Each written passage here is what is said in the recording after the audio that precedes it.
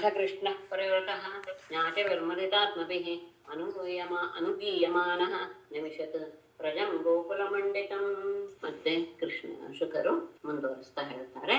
ಅಥ ಮುದಿತಾತ್ಮಭಿಃ ಜ್ಞಾತಿಭಿಃ ಪರಿವೃತಃ ಕೃಷ್ಣಃ ಅನುಗೀಯಮಾನಃ ಗೋಕುಲಮಂಡಿತಂ ರಜಂ ನ್ಯವಿಶತ್. ಅಥ ಬಳಿಕ ಮುಗಿದ್ಮೇಲೆ ಮುದಿತಾತ್ಮಭಿಃ ಅತ್ಯಂತ ಸಂತೋಷವನ್ನು ಹೊಂದಿದಂತಹ ಜ್ಞಾತಿಭಿಃ ತಮ್ಮ ಬಂಧು ಬಾಂಧವರಿಂದ ಪರಿವೃತಃ ಸುತ್ತುವರಿಯಲ್ಪಟ್ಟ ಕೃಷ್ಣನು ಅನುಗೀಯಮಾನಃ ಅವರಿಂದ ಸ್ತುತಿಸಲ್ಪಡುತ್ತಾ ಗೋಕುಲಮಂಡಿತಂ ಹಸುಗಳ ಸಮೂಹಗಳಿಂದ ಅಲಂಕೃತವಾದಂತಹ ವ್ರಜಂ ಆ ಗೋಕುಲವನ್ನ ನಿವಿಶತ್ ಪ್ರವೇಶ ಮಾಡಿದ. ಇಂತಹ ಪ್ರಕರಣ ಆದ ಮೇಲೆ ಎಲ್ಲರಿಗೂ ಸಹ ಅವನ ಬಗ್ಗೆ ಬಹಳ ಆನಂದವಾಗಿ ಹೋಯಿತು. ಆನಂದದ ಮನಸ್ಸುಳ್ಳವರೆಲ್ಲರೂ ಸಹ ಅವನನ್ನ ಸ್ತುತಿಸ್ತಾ ಇದ್ದಾರೆ. ಹೀಗೆ ಅವರೆಲ್ಲರಿಂದಲೂ ಸ್ತುತಿಸಲ್ಪಡ್ತಾ ಅವರೆಲ್ಲರಿಂದಲೂ ಸುತ್ತುವರಿಯಲ್ಪಟ್ಟಂತಹ ಹಸುಗಳಿಂದ ಅಲಂಕೃತವಾದಂತಹ ಆ ಗೋಕುಲವನ್ನ ಪ್ರವೇಶ ಮಾಡಿದ. ಪ್ರಜೆ ವಿಕ್ರೀಡಿತೋರೇವಂ ಗೋಪಾಲಚ್ಛದ್ಮಮಾಯಯ ಗ್ರೀಷ್ಮೋ ನಾಮ ಋತುರಭವನ್ ನಾತಿ ಪ್ರೇಯಾನ್ ಶರೀರಿಣಾಂ. ಏವಂ ಗೋಪಾಲಚ್ಛದ್ಮಮಾಯಯ ಪ್ರಜೆ ವಿಕ್ರೀಡಿತೋಃ ಶರೀರಿಣಾಂ ನಾತಿ ಪ್ರೇಯಾನ್ ಗ್ರೀಷ್ಮೋ ನಾಮ ಋತುಃ ಅಭವತ್. ಗೋಪಾಲಚ್ಛದ್ಮಮಾಯಯ ಗೋಪಾಲಕರು ಎನ್ನುವ ನೆಪವನ್ನ ಹೊಂದಿ ಆ ರೀತಿಯ ಮಾಯೆಯಿಂದ ಈ ರೀತಿಯಾಗಿ ಗೋಪಾಲಕರೆಂಬ ತಮ್ಮನ್ನ ಮರೆಮಾಚಿಕೊಳ್ಳುವಂತಹ ಆ ಮಾಯೆಯಿಂದ ಕೂಡಿರುವಂತಹ ಅವರಿಬ್ಬರು ಪ್ರಜೆ ಕ್ರೀಡತೋಹೋ ಆ ಗೋಕುಲದಲ್ಲಿ ವಿಹಾರ ಮಾಡ್ತಾ ಇರುವಂತಹ ಸಂದರ್ಭದಲ್ಲಿ ಶರೀರಿಣ ಮನುಷ್ಯರಿಗೆ ನಾಟಿ ಪ್ರೇಯಾನ್ ಇಷ್ಟವಾಗದೇ ಇರುವಂತಹ ಗ್ರೀಷ್ಮೋ ನಾಮ ಋತುವೋ ಗ್ರೀಷ್ಮ ಋತುವೋ ಅಭವತ್ ಪ್ರಾಪ್ತವಾಯಿತು. ಹೇಗೆ ಗೋಪಾಲಕರೆಂಬ ಗೋಪಾಲನೆ ಎನ್ನುವ ನೆಪ ಹಸುಗಳನ್ನು ರಕ್ಷಿಸುವುದು ಇತ್ಯಾದಿ ಯಾವುದೋ ನೆಪವನ್ನು ಮಾಡಿ ಮಾಯೆಯನ್ನು ಆಶ್ರಯಿಸಿದಂತಹ ಅವರಿಬ್ಬರೂ ಸಹ ಹೀಗೆ ವಿಹಾರ ಮಾಡ್ತಾ ಇರುವ ಸಂದರ್ಭದಲ್ಲಿ ಜನರಿಗೆಲ್ಲ ಅಂತಹ ಇಷ್ಟವಾಗದೇ ಇರುವಂತಹ ಒಂದು ಋತು ಗ್ರೀಷ್ಮ ಋತು ಬೇಸಿಗೆ ಕಾಲ ಅವತ್ತು ಆಗ ಪ್ರಾಪ್ತಿ ಆಯಿತು. ಆದರೆ ಅವರಿರುವಂತಹ ಸ್ಥಳದಲ್ಲಿ ಅದು ತನ್ನ ಪ್ರಭಾವವನ್ನ ತೋರಿಸ್ತಾ ಇರ್ಲಿಲ್ಲ. ಯಾವುದು ಗ್ರೀಷ್ಮ ಋತು. ಸಚ ವೃಂದಾವನ ಗುಣೈ ವಸಂತೈವ ಲಕ್ಷಿತಃ ಯತ್ರಾಸ್ತೆ ಭಗವಾನ್ ಸಾಕ್ಷಾತ್ ರಾಮೇಣ ಸಹ ಕೇಶವಃ. ಸಚ ವೃಂದಾವನ ಗುಣೈ ವಸಂತಃ ಇವ ಲಕ್ಷಿತಃ ಯತ್ರ ಭಗವಾನ್ ಕೇಶವಃ ಸಾಕ್ಷಾತ್ ಭಗವಾನ್ ಕೇಶವಃ ರಾಮೇಣ ಸಹ ಆಸ್ತೆ. ಸಚ ಅಂದ್ರೆ ಆ ಗ್ರೀಷ್ಮ ಋತುವು ವೃಂದಾವನ ಗುಣೈ ಆ ವೃಂದಾವನದಲ್ಲಿರುವಂತಹ ಗುಣಗಳಿಂದ ಅಂದ್ರೆ ಅಲ್ಲಿಯ ಒಂದಷ್ಟು ಸಹಜವಾದಂತಹ ಕೆಲವು ಗುಣಗಳಿದೆಯಲ್ಲ ಅವುಗಳಿಂದ ವಸಂತ ಇವ ಲಕ್ಷಿತ ವಸಂತ ಋತುವಿನ ಹಾಗೆಯೇ ಭಾಸಮಾನವಾಗ್ತಾ ಇತ್ತು ಹಾಗೆ ಬಂದಂತಹ ಗ್ರೀಷ್ಮ ಋತು ಸಹ. ಯಾಕೆ ವೃಂದಾವನದಲ್ಲಿರುವ ಸಹಜವಾದಂತಹ ಸ್ಥಾನದ ಗುಣಗಳಿಂದ ಆ ಗ್ರೀಷ್ಮ ಋತುವು ಅಲ್ಲಿ ಮಾತ್ರ ವಸಂತ ಋತುವಿನ ಹಾಗೆ ತೋರ್ತಾ ಇತ್ತು. ಯಾಕೆ ಅಂದ್ರೆ ಎತ್ರ ಯಾವ ಸ್ಥಳದಲ್ಲಿ ಅದು ಸಾಕ್ಷಾತ್ ಭಗವಾನ್ ಸಾಕ್ಷಾತ್ತಾದ ಭಗವಂತನಾದ ಕೇಶವ ಕೃಷ್ಣನು ರಾಮೇಣ ಸಹ ಬಲರಾಮನ ಜೊತೆಗೆ ಆಸ್ತೆ ವಾಸ ಮಾಡ್ತಾ ಇದ್ದಾನು. ಅವನು ಅಲ್ಲಿದ್ದಿದ್ರಿಂದಲೇ ಬಲರಾಮನ ಜೊತೆಗೆ ಸಾಕ್ಷಾತ್ ಪರಮಾತ್ಮನೇ ಅಲ್ಲಿ ಇರೋದ್ರಿಂದ ಆ ವೃಂದಾವನದಲ್ಲಿ ಸಹಜವಾದಂತಹ ವೃಂದಾವನದ ಸ್ಥಳದ ಮಹಿಮೆ ಮತ್ತೆ ಇವರಿಬ್ಬರು ಇರುವಂತಹ ಮಹಿಮೆ ಇದರಿಂದ ಈ ಎಲ್ಲ ಗುಣಗಳಿಂದ ಆ ಬೇಸಿಗೆಯೂ ಸಹ ವಸಂತ ಋತುವಿನ ಹಾಗೆ ಹಿತಕರವಾಗಿಯೇ ಇತ್ತು. ಹೇಗಿತ್ತು? ಯತ್ರ ನಿರ್ಜರ ನಿರ್ಹಾದ ನಿವೃತ್ತ ಸ್ವನಜಿಲ್ಲಿಕಂ ಶಶ್ವತ್ತತ್ ಶೇಖರರ್ಜೀಷದ್ರುಮ ಮಂಡಲ ಮಂಡಿತಂ. ನಿರ್ಜರ ನಿರ್ಹಾದ ನಿವೃತ್ತ ಸ್ವನಜಿಲ್ಲಿಕಂ ಶಶ್ವತ್ ತತ್ ಶ್ರೀಕರರ್ಜೀಷದ್ರುಮ ಮಂಡಲ ಮಂಡಿತಂ. ಅಂದ್ರೆ ಗ್ರೀಷ್ಮ ಋತುವಿನಲ್ಲಿಯೂ ಸಹ ವಸಂತ ಋತುವಿನ ಒಂದು ಮಾಧುರ್ಯ ಇದೆ ಅಂದ್ರೆ ಹೇಗೆ ಅನ್ನೋದನ್ನ ತೋರಿಸ್ತಾ ಇದ್ದಾರೆ. ನಿರ್ಜರ ನಿರಹ ಎತ್ರ ಯಾವ ಆ ಸ್ಥಳದಲ್ಲಿ ನಿರ್ಜರ ನಿರರ್ಹಾದ ನಿವೃತ್ತ ಸ್ವನ ಜಿಲ್ಲಿಕಂ. ನಿರ್ಜರ ಅಂದ್ರೆ ಜಲಪಾತಗಳು. ಆ ಜಲಪಾತಗಳ ನಿರರ್ಹಾದ ಆ ಸುರಿಯುವ ಆ ಶಬ್ದದಿಂದ, ಜಲಪಾತದ ಆ ಶಬ್ದದಿಂದ ನಿವೃತ್ತ ಸ್ವನ ಝಿಲ್ಲಿಕಂ. ಅಲ್ಲಿ ಜೀರುಂಡೆಗಳು ಅಂತ ಸಾಮಾನ್ಯವಾಗಿ ನದಿಯ ಹತ್ತಿರ ಇರುವಂತಹ ಒಂದು ಪ್ರಾಣಿಗಳು. ಅವುಗಳು ಜುಯ್ ಜುಯ್ ಜುಯ್ ಅಂತಾನೇ ಇರುತ್ತೆ. ಆದರೆ ಯಾವಾಗ ಅಲ್ಲಿ ಜಲಪಾತದ ಆ ಶಬ್ದ ಕೇಳಿಸ್ತಾ ಇತ್ತೋ ಆ ಜೀರುಂಡೆಗಳ ಶಬ್ದಗಳೆಲ್ಲವೂ ಸಹ ಅಡಗಿ ಹೋಗಿತ್ತು. ಅಲ್ಲಿ ಯಾವುದು ಸಹ ಕೇಳಿಸಿಲ್ಲ. ಕಾಡಿನಲ್ಲಿ ಆ ಶಬ್ದ ಕೇಳೋದು ಜಾಸ್ತಿ. ಆದ್ರೆ ಈ ಜಲದ ಶಬ್ದದಲ್ಲಿ ಅವುಗಳ ಧ್ವನಿಗಳೆಲ್ಲವೂ ಸಹ ಅಡಗಿ ಹೋಗ್ಬಿಟ್ಟಿತ್ತು. ಮತ್ತೆ ಶಶ್ವತ್ ತತ್ ಶೀಕರ ಜೀಷದ್ ಧ್ರುವ ಮಂಡಲ ಮಂಡಿತಂ. ಯಾವಾಗಲೂ ಸಹ ಆ ಶೀಕರ ಜೀರ್ಷತ್ ಅಂದ್ರೆ ಆ ನದಿಗಳ ಆ ಹನಿಗಳಿಂದ, ನೀರಿನ ತುಂತುರು ಹನಿಗಳಿಂದ ಒದ್ದೆಯಾದಂತಹ ವೃಕ್ಷಗಳ ಸಮೂಹದಿಂದ ಅಲಂಕೃತವಾಗಿತ್ತು. ಬೇಸಿಗೆಯಲ್ಲಿ ಇದು ಇರೋದಿಲ್ಲ. ವಸಂತ ಋತುವಿನಲ್ಲಿ ಇರುವಂತಹ ಭಾವ ಈಗ ಗ್ರೀಷ್ಮ ಋತುವಿನಲ್ಲಿಯೂ ಇದೆ. ಅಲ್ಲಿ ಜಲಪಾತಗಳು ಬೀಳ್ತಾ ಇರುವಂತಹ ಬೀಳ್ತಾ ಇರೋದು ಹೇಳೋದಿಲ್ಲ, ಜಲಪಾತಗಳ ಶಬ್ದದಿಂದ ಅಲ್ಲಿರುವಂತಹ ಜೀರುಂಡೆಗಳ ಝಿಲ್ಲಿಕ ಅಂತ ಹೇಳ್ತಾರೆ. ಅವುಗಳ ಶಬ್ದಗಳೆಲ್ಲೂ ಸಹ ಅಡಗಿ ಹೋಗಿದ್ವು. ಅವುಗಳ ಒಂಥರ ಅಂತ ಹಿಂಸೆ ಮಾಡುವಂತಹ ಶಬ್ದ, ಆ ಕಠೋರ ಧ್ವನಿಗಳೆಲ್ಲೂ ಸಹ ಅಡಗಿ ಹೋಗಿತ್ತು. ಅಷ್ಟೇ ಅಲ್ಲ, ಯಾವಾಗಲೂ ಸಹ ಆ ಜಲಪಾತಗಳಿಂದ ಹೊರಬರುವಂತಹ ತಂಪಾದಂತಹ ಹನಿಗಳ ಸಮೂಹದಿಂದ ಒದ್ದೆಯಾದಂತಹ ಆ ಮರಗಳ ಸಮೂಹವು ಅತ್ಯಂತ ಅಲಂಕಾರಪ್ರಾಯವಾಗಿತ್ತು. ಸರಿತ್ಸರಃ ಪ್ರಸ್ರವಣೋರ್ಮಿಮಾಯುನಾ ಕಲ್ಲಾರ ಕಂಜೋತ್ಪಲರೇಣು ಹಾರಿಣ ನ ವಿದ್ಯತೆ ಯತ್ರ ಮನೋಕಸಾಂ ತಪಃ ನಿದಾಘನ್ಯರ್ಕಭವೋತಿ ಶಾತ್ವಲೆ.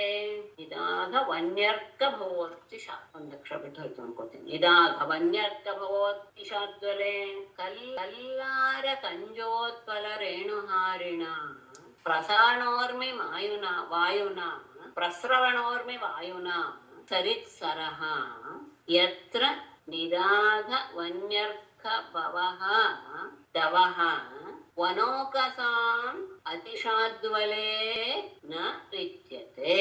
ಕಲ್ಲಾರ ಕಂಜ ಉತ್ಪಲ ರೇಣು ಹಾರಿಣ ಎಲ್ಲವೂ ಸಹ ಕಮಲಗಳ ಒಂದು ಪ್ರಭೇದಗಳು. ಕಲ್ಲಾರ ಕಂಜ ಎಲ್ಲ ಕಮಲಕ್ಕೆ ಹೆಸರು ಇದ್ದಗಳೆಲ್ಲವೂ ಸಹ ಒಂದೊಂದು ವರ್ಣದ ಕಮಲಗಳು ಅಂತ ಇಟ್ಕೊಳ್ಬೇಕು ಅಷ್ಟೇ. ಕಲ್ಲಾರ ಅಂದ್ರೆ ಬಿಳಿಯ ನೇಗಿಲೆ, ಕಂಜ ಅಂದ್ರೆ ಕೆಂಪು ನೇಗಿಲೆ, ಉತ್ಪಲ ಅಂದ್ರೆ ಕನ್ನೇಗಿಲೆ. ಇವುಗಳ ರೇಣು ಅಂದ್ರೆ ಮೇಲೆ ಬರುತ್ತಲ್ಲ, ಏನು ಹೇಳ್ತೀವಿ, ಧೂಳು, ಪರಾಗ. ಆ ಪರಾಗಗಳನ್ನ ತೆಗೆದುಕೊಂಡು ಬಂದಂತಹ ಪ್ರಸ್ರವಣೋರ್ಮಿ ವಾಯುನ ಆ ಅಲ್ಲಿರುವಂತಹ ಹೊಳೆ, ಕೊಳ, ಝರಿ ಇವುಗಳ ಆ ಅಲೆಗಳ ಮೇಲೆ ಬೀಸಿ ಬಂದಂತಹ ವಾಯುವಿನಿಂದ, ಒಂದೇ ಪದ ಮಾಡ್ಕೊಳ್ಳಿ, ಅದನ್ನ ಬೇರೆ ಮಾಡ್ಕೊಳಕ್ಕಾಗಲ್ಲ. ಸರಿತ್ಸರ ಪ್ರಸ್ರವಣೋರ್ಮಿ ವಾಯುನ ಒಂದೇ ಪದ, ಅದನ್ನ ಮಾಡಿಲ್ಲ.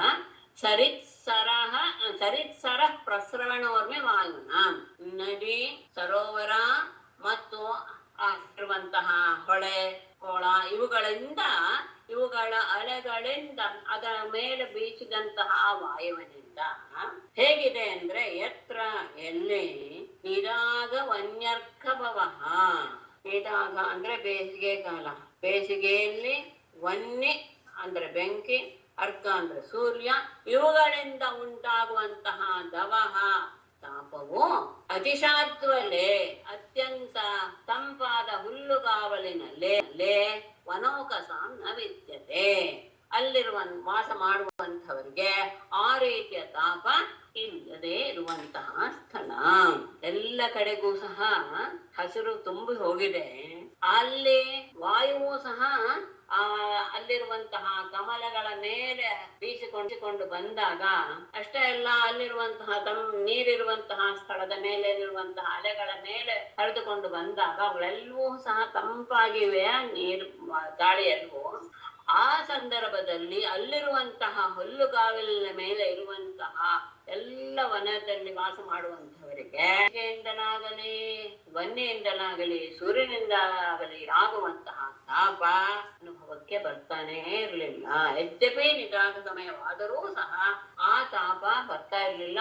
ಯಾಕೆ ಅಂದ್ರೆ ಅಲ್ಲಿರುವಂತಹ ಇದು ವಾತಾವರಣ ಹಾಗಿತ್ತು, ನೀರು ಬೀಳ್ತಾ ಇದ್ದಿದ್ದರಿಂದ ಅಲ್ಲಿರುವಂತಹ ನದಿ ಸರೋವರ ಎಲ್ಲದರ ಮೇಲೆ ಹರಿದುಕೊಂಡು ಬರ್ತಾ ಇದೆ ಗಾಳಿ. ಹಾಗಾಗಿ ಅವುಗಳು ತಂಪಾಗಿವೆ, ಅವುಗಳ ಜೊತೆಗೆ ನೀರಿನ ಹನಿಯೂ ಸಹ ಬೀಳ್ತಾ ಇದೆ.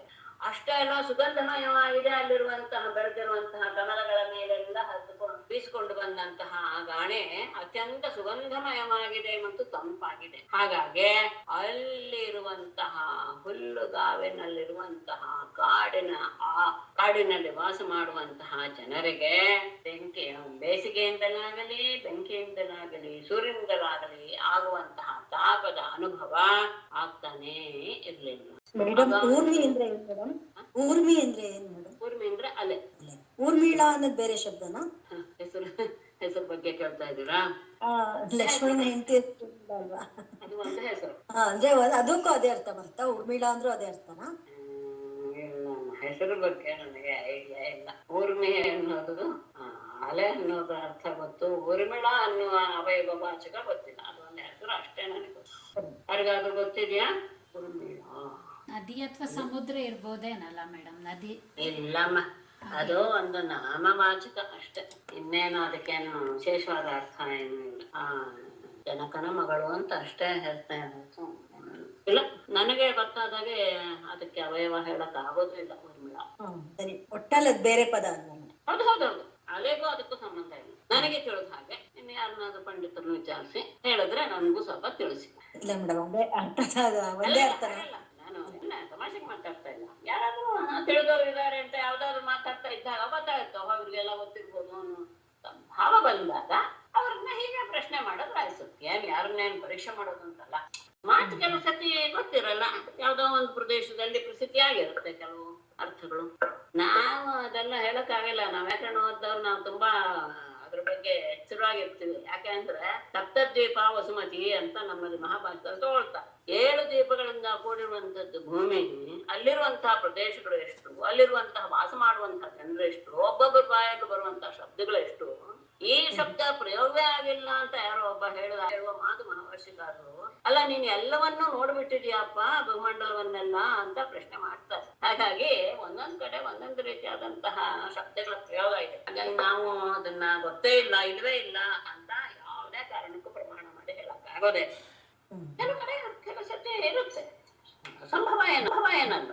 ಅದೇ ಆ ರೀತಿಯಾಗಿ ನಾನು ಹೇಳಿದ್ದೆ. ಕೆಲವ್ರಿಗೆಲ್ಲ ಗೊತ್ತಿರುತ್ತೆ ಅನ್ನುವ ಕೆಲವು ಸತಿ ಎಲ್ಲರಲ್ಲಿ ಯಾವ್ಯಾವ ವಿದ್ಯೆ ಇದು ಗೊತ್ತಿರಲ್ಲ, ಹೇಳಕ್ಕಾಗೋದಿಲ್ಲ. ಹಾಗೆ ಸಿಕ್ಕಿದಾಗ ಇಂಥ ಪ್ರಶ್ನೆಗಳನ್ನೆಲ್ಲ ಕೇಳಿ ನೋಡ್ಬೇಕು ಅಂತ ಅಂತ ಸಿಕ್ಕಿದಾಗ. ಸರಿ, ಅಷ್ಟೇ. ಇದು ಸಹಜವಾದ ಒಂದು ಪ್ರಕ್ರಿಯೆ ನಮ್ದು. ಅಗಾಧತೋಯ ಹೃದನೆ ತಟೋರ್ಮಿಭಿಃ ದ್ರವತ್ ಪುರೀಶ್ಯ ಪುಲಿನೈ ಸಮಂತತಃ ನಯತ್ರ ಚಂಡಾಂಶು ಕರಾ ವಿಶೋಲ್ಬಣಾಃ ಭೋ ರಸಂ ಶಾದ್ವಲಿತಂ ಚ ಗೃಹ್ಣತೆ. ಅಗಾಧತೋಯ ಹೃದನೆ ತಟೋರ್ಮಿಭಿಃ ದ್ರವತ್ ಪುರೀಶ್ಯಾಃ ಪುಲಿನೈಃ ಆಗಲ್ಲ. ಅಗಾಧತೋಯ ಹೃದನೆ ತಟೋರ್ಮಿಭಿಃ ಸಮಂತತಃ ಪುಲಿನೈಃ ದ್ರವತ್ಪುರೀಶ್ಯಾಃ ಯತ್ರ ವಿಶೋಲ್ಬಣಾಃ ಚಂಡಾಂಶುಕರಾಃ ಶಾದ್ವಲಿತಂ ಭುವಃ ರಸಂ ನ ಗೃಹ್ಣತೆ ಚ. ಅಗಾಧ ತೋಯ ಹೃದನೆ ತಟೋರ್ಮಿಭಿಃ ಅತ್ಯಂತ ಆಳವಾದಂತಹ ನೀರು ಇರುವಂತಹ ನದಿಗಳ ಆ ತೀರದಲ್ಲಿ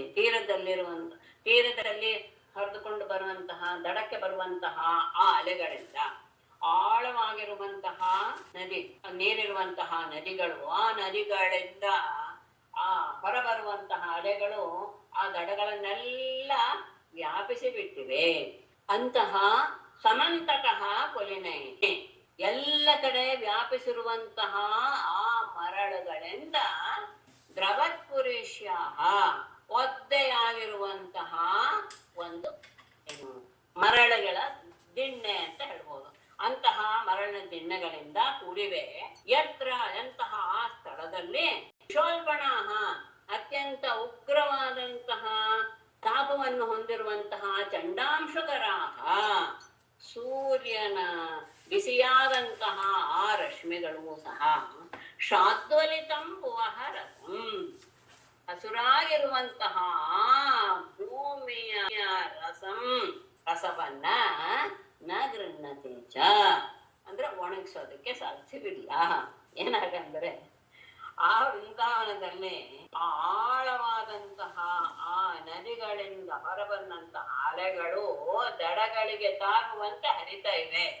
ಆಗಾಗ ಆ ಸುತ್ತಲಿರುವಂತಹ ಮರಳಿನ ಆ ಭಾಗಗಳೆಲ್ಲವೂ ಸಹ ಒದ್ದೆಯಾಗಿಯೇ ಇರುವಂತಹ ಸ್ಥಳವಾಗಿದೆ. ಹಾಗೆ ಹಸಿರಿನಿಂದ ತುಂಬಿದಂತಹ ನೆಲದ ರಸವನ್ನ ಅಂದ್ರೆ ಒದ್ದೆಯ ಭಾಗವನ್ನ ಅಂತ ನೀರಿರುವಂತಹ ಭಾಗವನ್ನ ವಿಷದ ಹಾಗೆ ಭಯಂಕರವಾದಂತಹ ಸೂರ್ಯನ ರಶ್ಮಿಗಳಿಗೂ ಸಹ ಹೀರ್ಕೊಳ್ಳೋಕೆ ಸಾಧ್ಯವಾಗ್ತಿರ್ಲಿಲ್ಲ. ಸಾಮಾನ್ಯವಾಗಿ ಬೇಸಿಗೆ ಅಂತ ಹೇಳಿದರೆ ಎಲ್ಲ ಕಡೆ ಒಣ ಒಣ ಒಣ ಒಣ ನೆಲವೇ ಕಂಡು ಬರುತ್ತೆ, ಹಸಿರು ನೆಲ ಎಲ್ಲೂ ಕಂಡು ಬರಲ್ಲ. ಆ ವೃಂದಾವನದಲ್ಲಿ ಮಾತ್ರ ಅಲ್ಲಿರುವಂತಹ ನೀರುಗಳು ಎಲ್ಲ ಕಡೆ ದಡಗಳಿಗೆಲ್ಲ ವ್ಯಾಪಿಸಿ ಬಿಟ್ಟಿರೋದ್ರಿಂದ ಮರಳು ದಿನ ಎಲ್ಲ ಯಾವಾಗಲೂ ಸಹ ಒದ್ದೆಯಾಗಿಯೇ ಇರ್ತಾ ಇತ್ತು. ಹಾಗಾಗಿ ಎಂತಹ ತೀಕ್ಷ್ಣವಾದಂತಹ ಸೂರ್ಯನ ಕಿರಣಗಳು ಸಹ ಅಲ್ಲಿರುವಂತಹ ಆ ಭೂಮಿಯಲ್ಲಿರುವಂತಹ ನೀರಿನ ಆ ಒದ್ದೆಯ ರಸ ಅಂದ್ರೆ ಒದ್ದೆಯ ಭಾಗವನ್ನ ಸ್ವೀಕಾರ ಮಾಡಿಕೊಡಕ್ಕಾಗ್ತಿರ್ಲಿಲ್ಲ. ಸಾಮಾನ್ಯವಾಗಿ ನೀರನ್ನ ಹೇರ್ಕೊಂಡ್ಬಿಡುತ್ತೆ ಸೂರ್ಯನ ಕಿರಣಗಳು ಅನ್ನೋದು ಪ್ರಸಿದ್ಧಿ. ಆದ್ರೆ ಆ ಭಾಗದಲ್ಲಿ ಮಾತ್ರ ಎಂತಹ ಸೂರ್ಯನ ಕಠಿಣವಾದ ಕಿರಣಗಳಿಗೂ ಆ ಸಾಮರ್ಥ್ಯ ಇರಲಿಲ್ಲ. ಅಲ್ಲಿರುವಂತಹ ಭಾಗವೆಲ್ಲೂ ಸಹ ಅತ್ಯಂತ ಹಸುರಾಗಿಯೇ ಇತ್ತು ಅನ್ನೋದು ವಿಶೇಷ ವರ್ಣನೆ. ವನಂ ಕುಸ್ಮಿತಂ ಶ್ರೀಮನ್ ನರಚಿತ್ರ ಮೃಗದ್ವಿಜಂ ಗಾಯನ್ ಮಯೋರ ಭ್ರಮರಂ ಕೋಟಿಲ ಸಾರಸಂ.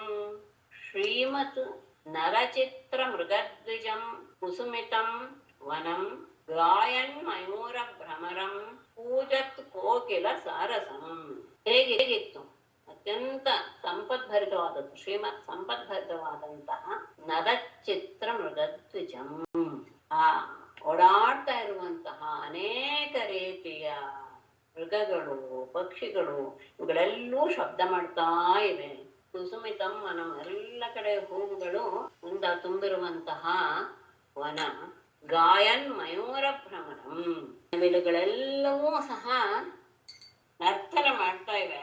ಅಂದ್ರೆ ಕೂಗ್ತಾ ಇರುವಂತಹ ನವಿಲುಗಳು ಹಾಡ್ತಾ ಇರುವಂತಹ ದುಂಬಿಗಳು ಇವುಗಳಿಂದ ತುಂಬಿದೆ.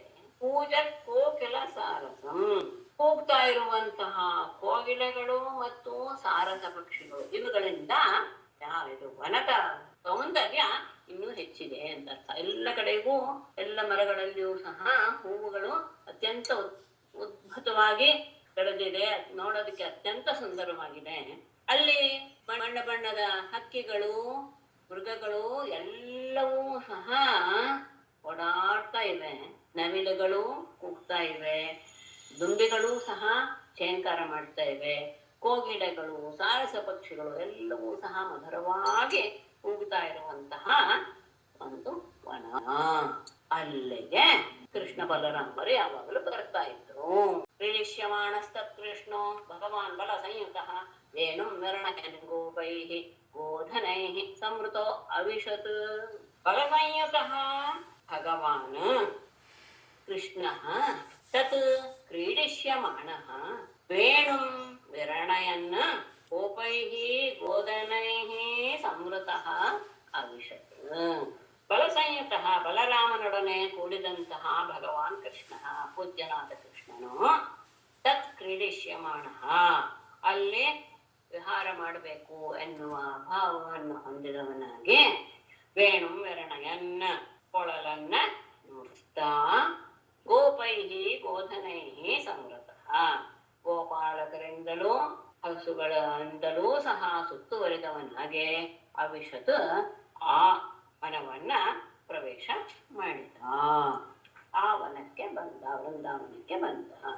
ಅಂದ್ರೆ ಅಂತಹ ಸುಂದರವಾದಂತಹ ದೃಶ್ಯ ವಾತಾವರಣ ಇರುವಂತಹ ಆ ವನದಲ್ಲೇ ವಿಹಾರ ಮಾಡಬೇಕು ಎನ್ನುವಂತಹ ಭಾವ ಪರಮಾತ್ಮನಾದ ಕೃಷ್ಣನಿಗೆ ಬಂತು. ಅವನು ಬಲರಾಮನ ಜೊತೆಗೆ ಅಲ್ಲಿಗೆ ಹೊರಟ, ಕೊಳಲು ನುಡಿಸ್ತಾ ಇದ್ದಾನೆ. ಅವನ ಹಿಂದೆ ಗೋಪಾಲಕರು, ಹಸುಗಳು ಎಲ್ಲವೂ ಸಹ ಸುತ್ತುವರಿದಿವೆ. ಈ ರೀತಿಯಾಗಿ ಅವರೆಲ್ಲರೂ ಆ ವನವನ್ನ ಪ್ರವೇಶ ಮಾಡಿದರು. ಮುಂದೆ ಏನು ಅನ್ನೋದನ್ನ ಅಲ್ಲಿ ಹೇಗೆ ಅವರು ಆಟ ಆಡಿದ್ರು ಅನ್ನೋದನ್ನ ಮತ್ತೆ ನೋಡು. ಹೌದು ಹೌದು. ಕದ್ರುನು ಸರ್ಪರೂಪಿಯಾಗಿರ್ತಾಳ ಆ ಸ್ವರೂಪನ, ಅಥವಾ ಅವಳು ನಾನು ಹೇಳ್ತೀನಿ, ವಿನತ ಪಕ್ಷಿ ಕಶ್ಯಪರಿಗೆ ಎಲ್ಲಾರು ಹೆಂಡತಿರು. ಅಂದ್ರೆ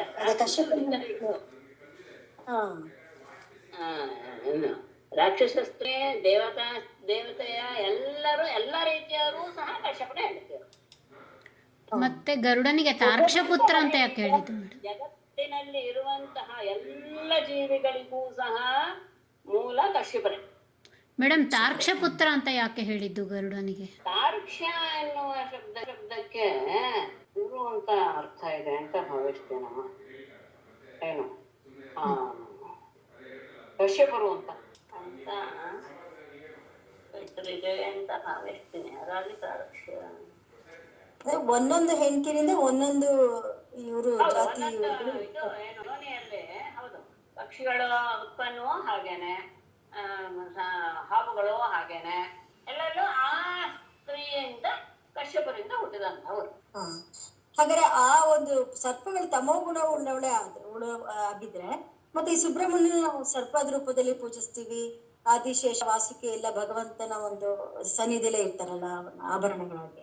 ಅದ ನಾಗನ ಒಂದು ಅಂಶ ಅಲ್ಲಿದೆ ಅಂತ ಹೇಳ್ತಾರೆ. ಸುಬ್ರಹ್ಮಣ್ಯನ ಬಗ್ಗೆ ನನಗೂ ಇಲ್ಲ, ಆತ ನಾಗದೇವತೆ ಅಲ್ಲ. ನಾಗನ ರೀತಿಯಲ್ಲಿ ಆತನನ್ನ ಪೂಜಿಸೋದು ಇಲ್ಲ. ಆದ್ರೆ ನಾಗನ ಇದಕ್ಕೆ ಆತನ ಪ್ರಧಾನ ಮಾಡ್ತಾರೆ. ಯೋಚನೆ ಮಾಡಿದ್ದು ನಮ್ಗೆಲ್ಲ ನನ್ನ ಸ್ಕಂದ ಪುರಾಣದಲ್ಲಿ ಏನೋ ಇದೆಯಾ ಮೇಡಮ್, ಓದಿದ್ದೀರಲ್ಲ? ಇಲ್ಲ ಅಮ್ಮ. ಅದ್ರದ್ದು ಸ್ವಲ್ಪ ಡೌಟ್ ಇತ್ತು. ಅಂದ್ರೆ ಸ್ವಲ್ಪ ಬಿಟ್ಟು ಹೋಗಿದ್ದೆ ನಾನು ಅದಕ್ಕೆ. ಸುಬ್ರಹ್ಮಣ್ಯರ ಬಗ್ಗೆ ಅಲ್ಲಿ ಯಾವುದ್ರಲ್ಲೂ ಬಂದಂಗೆ ಕಂಡಿಲ್ಲ. ಒಂದು ವಿಷಯ ನಾನು ನಂಬಿಲ್ಲ. ಬಟ್ ಅದೇ ಈ ಕಟ್ಟೆಲೆಲ್ಲ ಸುಬ್ರಹ್ಮಣ್ಯ, ಗಣೇಶನ್ ಬಗ್ಗೆ ಬಂದಿದೆ ಅದರಲ್ಲಿ. ಅಲ್ಲ ಕೆಲವು ಭಾಗಗಳು ಬಿಟ್ಟು ಹೋಗಿವೆ, ನೋಡಿಲ್ಲ, ನೋಡ್ಬೇಕು. ಅದು 55,000 ಶ್ಲೋಕಗಳು. ಅದನ್ನ ಪೂರ್ತಿ ಮುಗಿಸೋ ಅಷ್ಟರಲ್ಲಿ ಅಲ್ಲ. ತಾರ್ಕ್ಷ್ಯ ಅಂತ ನನ್ನ ಪ್ರಕಾರ ಕಶ್ಯಪರಿಗೆ ಅಂತ ನಾಟಕ ಇಲ್ಲ, ನೋಡಿ ಹೇಳ್ಬೇಕು ಅಷ್ಟೆ. ತಾರ್ಕ್ಷ್ಯ ಪುತ್ರ ಅಂತ ಅಷ್ಟೇ ನಾಟಕ. ವಾಸುಕಿ ಆದಿಶೇಷ ಎಲ್ಲ ಅವ್ರ ತಮೋಗುಣ ಇಲ್ಲ ಅಲ್ಲ ಮೇಡಮ್, ದೇವರ ಸನ್ನಿಧಿಲೇ ಇರೋದ್ರಿಂದ ಅವರು ಯಾರಿಗೆ ಇದು ಚೆನ್ನಾಗಿದೆ ಅಲ್ಲ. ನೀವು ಕೆಲವು ವಿಷಯದ ನೀವೇ ಒಂದ್ ನಿರ್ಧಾರ ತಗೊಳ್ತೀರಾ, ಅದು ನನಗೆ ತುಂಬಾ ಖುಷಿ ಆಗ್ತದೆ.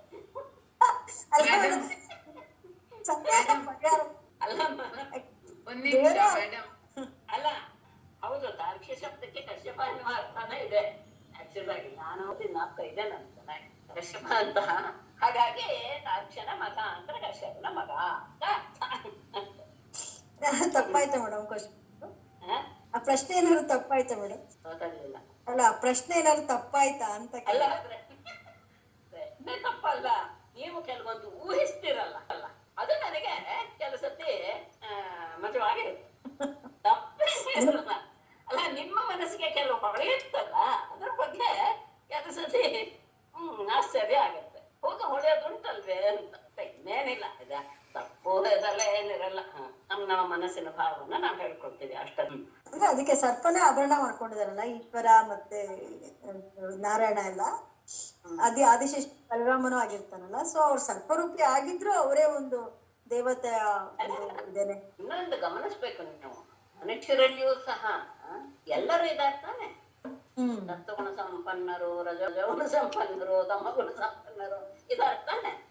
ಹಾಗೆಯೇ ಪ್ರತಿಯೊಂದು ಜೀವಿಗಳಲ್ಲಿಯೂ ಸಹ ಉತ್ತಮ ಮಧ್ಯಮ ಅಧಮಗಳು ಇದ್ದೇವೆ. ನಾಯಿಗಳೆಲ್ಲ ನೋಡ್ತಿರೋ ತಾನೆ ನೀವು, ಅತ್ಯಂತ ಉತ್ತಮವಾದ ತಳಿ ಅಂತ ಹೇಳ್ತಾರಲ್ಲ. ಅಯ್ಯೋ ಅದಕ್ಕೆ ಅಲ್ಲಿಂದ ಆಹಾರ ತಂದು ಹಾಕ್ಬೇಕಪ್ಪ ಅಂತ ಅಲ್ಲ. ಮತ್ತೆ ಕೆಲವು ನಾಯಿಗಳು ಅದೇ ರೀತಿಯಾಗಿ ವ್ಯವಹಾರನು ಮಾಡುತ್ತೆ. ಅದೊಂದು ಗಮನಿಸ್ಕೋಬೇಕು. ನ್ಯಾಯಗಳು ಅಂತ ಹೇಳಿದ್ರು ಸಹ ಅವುಗಳಲ್ಲಿಯೂ ಸಹ ಉತ್ತಮ ಮಧ್ಯಮ ಅಧಮ ಇದೆ ತಾನೆ. ಎಲ್ಲದರಲ್ಲಿಯೂ ಸಹ ಗುಣಗಳ ಏರಿಳಿತ ಇದ್ದೇ ಇದೆ ಪ್ರತಿಯೊಂದು ಜೀವಿಗಳಲ್ಲಿಯೂ. ಯಾವುದೋ ಒಂದು ಕರ್ಮಕ್ಕೆ ಅನುಸಾರವಾಗಿ ಅನ್ನ ಹೊಂದುತ್ತೆ ಹೊರತು ಆ ಯೋನಿಗಳಲ್ಲಿ ಹುಟ್ಟುತ್ತೆ. ಯಾಕೆ ಅಂದ್ರೆ ಆ ಯೋನಿಗಳಲ್ಲಿ ಹುಟ್ಟಿದಾಗ್ಲೇ ಆ ರೀತಿಯ ಕರ್ಮದ ಕಷ್ಟವನ್ನ ಅನುಭವಿಸಕ್ಕೆ ಸಾಧ್ಯ. ಅದಕ್ಕೋಸ್ಕರ ಜೀವಿಗಳಾಗಿ ಆ ಯೋನಿಗಳಲ್ಲಿ ಹುಟ್ಟುತ್ತೆ ಹೊರತು ಅವುಗಳಲ್ಲಿಯೂ ಸಹ ಉತ್ತಮ ಮಧ್ಯಮ ಅಧಮಗಳು ಇದ್ದೇ ಇದೆ. ಯಾವದ್ರಲ್ಲಿಲ್ಲ ಪ್ರತಿಯೊಂದರಲ್ಲೂ ಇದೆ. ಅದನ್ನ ನೀವು ತೆಗೆದು ಹಾಕೋಕೆ ಆಗೋದೇ ಇಲ್ಲ. ತುಂಬಾ ಅತ್ಯುತ್ತಮ ಜಾತಿ. ಹೌದು, ಮನುಷ್ಯರಲ್ಲಿ ಎಷ್ಟು ಕೀಳ್ಮಟ್ಟದಲ್ಲಿದ್ದಾರೆ, ಬೇಡ ಎಷ್ಟು ಮೇಲ್ಮಟ್ಟದವರು ಇದ್ದಾರೆ, ಹೌದಾನೆ? ಪ್ರತಿಯೊಂದರಲ್ಲೂ ಇದೆ ಅಮ್ಮ, ಪ್ರತಿಯೊಂದರಲ್ಲೂ. ನನ್ನ ಲೆಕ್ಕದಲ್ಲಿ ಏನು ಉತ್ತಮರಾದವರು ಅಂತ ಒಂದು ನೀವು ಗುಂಪು ಮಾಡಿದ್ರೆ ಅದರಲ್ಲೂ ಒಂದು ಉತ್ತಮ ಅಂತ ನೀವು ಮತ್ತೆ ವಿಭಾಗ ಮಾಡಬಹುದು. ಯಾಕೆಂದ್ರೆ ಅಲ್ಲಿಯೂ ಸಹ ನಮಗೆ ಏರಿಳಿತಗಳು ಕಂಡು ಬರುತ್ತೆ. ಭಗವಂತನ ಇದ್ರಲ್ಲಿ ಎಲ್ಲಾ ನಿಯಂತ್ರಣದಲ್ಲಿ ಇವೆಲ್ಲ ಇದೆ ಅಂತ ತೋರ್ಸಕ್ಕೆ ಅದನ್ನ ಆಭರಣ ಮಾಡ್ಕೊಂಡಿರೋದ ನಾರಾಯಣ. ಎಲ್ಲವೂ ಸಹ ಅವುಗಳ ಕರ್ಮಕ್ಕೆ ಅನುಸಾರವಾಗಿ ಆ ರೀತಿಯ ಹುಟ್ಟು ಅಷ್ಟೇ. ಭಗಿನಿ, ದೇವತೆಗಳ ಪದವಿಗಳು ಕೂಡ ಕರ್ಮಗಳ ಅನುಗುಣವಾಗಿ ಬರೋದು ಅಲ್ವಾ? ಪದವಿಗಳು ಕೂಡ ಎಲ್ಲವೂ ಅಷ್ಟೇ. ಎಲ್ಲವೂ ಅಷ್ಟೇ, ಪ್ರತಿಯೊಂದು ಕರ್ಮ ಬಿಟ್ಟು ಹೇಳಿದ ನಾರಾಯಣ ನಮಸ್ಕೃತಿ ಆಯ್ತಾ? ಹೇಳಿದ್ರಿ. ಸರಿ, ಧನ್ಯವಾದಗಳು ಮೇಡಮ್. ಧನ್ಯವಾದ ಮೇಡಮ್. ಧನ್ಯವಾದಗಳು. ನಾರಾಯಣಂ ನಮಸ್ಕೃತ್ಯ ನರಂ ಚೈವ ನರೋತ್ತಮಂ ದೇವೀಂ ಸರಸ್ವತೀಂ ವ್ಯಾಸಂ ತತೋ ಜಯಮುದೀರಯೇತ್. ಸರ್ವೇ ಭವಂತು ಸುಖಿನಃ, ಸರ್ವೇ ಸಂತು ನಿರಾಮಯಾಃ, ಸರ್ವೇ ಭದ್ರಾಣಿ ಪಶ್ಯಂತು, ಮಾ ಕಶ್ಚಿತ್ ದುಃಖಭಾಗ್ ಭವೇತ್.